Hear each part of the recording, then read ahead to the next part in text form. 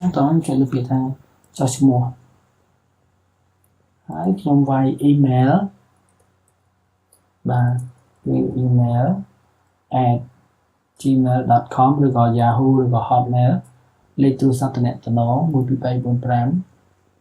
7បាទរូបិយប័ណ្ណជ្រើសរើសយកដុល្លារឬក៏លុយរៀលឬក៏លុយថៃលុយបាតលុយយួនលុយយ៉េនចំពោះភាសាលោកអ្នកអាចជ្រើសរើសបានភាសាបើយើងចេះភាសាអង់គ្លេសអាចជ្រើសយកភាសាអង់គ្លេសចិនយកចិនកូរ៉េយកកូរ៉េបាទហើយឈ្មោះពេញរបស់លោកអ្នកទៅតាមបើនិយាយរួមទៅតាមអត្តសញ្ញាណនៃកាតធនាគារនៅពេលដែលងាយស្រួលការជៀសវាងនឹងការផ្ទេរលុយឬក៏វេលុយខុសនៅពេលដែលលោកអ្នកធ្វើការឈ្នះតែលុយនៅពេលដែលគេវេអត់ចេញគេទុកនៅក្នុងក្លឹបនឹងដដែលលោកអ្នកមិនបារម្ភទេចឹងខ្ញុំថាឈ្មោះពេញ ABC អញ្ចឹងទៅណា ABC ជាឈ្មោះរបស់លោកអ្នកអញ្ចឹងទៅកើតនៅថ្ងៃទី2អញ្ចឹងទៅខែ2អញ្ចឹងទៅឆ្នាំ1982អញ្ចឹងទៅណា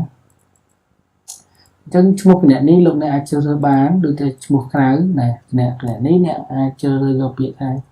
88ឈ្មោះ8ឬថាឈ្មោះសំណាងដែលលោកអ្នកចង់បានដូចជា cat boy អញ្ចឹងទៅឬក៏ឆ្មាខ្មៅឬក៏ black cat អីចឹងទៅវាអាស្រ័យទៅលើលោកអ្នកដែលចង់បានព្រោះឈ្មោះអស់នេះអាចកែប្រែថ្ងៃក្រោយបានតែអត់មានការដកឃ្លាទេតមកទៀតលោកអ្នកអាចធ្វើការដាក់ password គឺលេខសម្ងាត់ណាគឺវាយអត់ដកឃ្លាទេតមកលេខសម្ងាត់តើតើលេខសម្ងាត់នេះដាក់លេខទូរស័ព្ទរបស់យើងក៏បាននៅខែnămណាត់របស់យើងក៏បានឬក៏អ្វីដែលលោកអ្នកអាចចងចាំប៉ុន្តែយល់ល្អចាប់ពី6អក្សរឡើងទៅថាដាក់1 2 3 4 5 6អញ្ចឹងទៅបាទខាងក្រោមនេះគឺដូចគ្នាអូខេ1 2 1 2 3 4 5 6 7 8 9អូខេខ្ញុំដាក់មួយទៀតទៅគឺ4 8អូខេអានេះគឺថាភាសារបស់បំពេញផ្សំជាមួយនឹងតួអក្សរអូខេអញ្ចឹងខ្ញុំត្រូវដាក់អក្សរមួយដូចថា B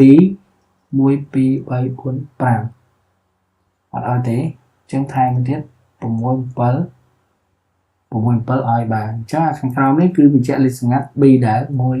2 3 4 5 6 7ហើយអញ្ចឹងវាត្រូវគ្នាវាអត់សញ្ញាថិចតមកទៀតនឹងជ្រើសយកនេះ affiliate ID គឺជាលេខ ID របស់លោកអ្នកដែលជាលេខហើយក៏ជាលេខមើលទៅមើល5 8 35 730បាទគឺ8គ្រាប់លេខនាំសំណាងបាទហើយចុចលេខចូលរួម